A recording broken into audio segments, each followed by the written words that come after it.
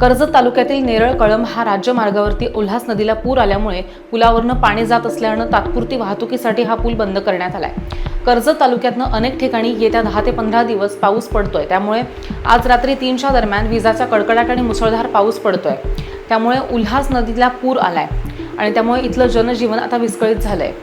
या परिसरातील कामगारांना जाण्यासाठी एकमेव मार्ग आहे मुरबाड माथेरान हा राज्यमार्ग आहे आणि उल्हास नदी पुलावरनं पाणी गेल्यामुळे इथल्या कामगारांना मुंबईकडे जाण्यासाठी हा एकमेव मार्ग आहे आणि इथला तात्पुरती वाहतूक सध्या बंद केली गेली आहे। त्यामुळे अनेक लोक आपापल्या घरी परतलेत आणि पुलावरनं पाणी जात असल्यामुळे PWD यांना आदेश देण्यात आलेत की पुलावरनं पाणी जात असेल तर तात्पुरता हा मार्ग बंद ठेवण्यात यावा।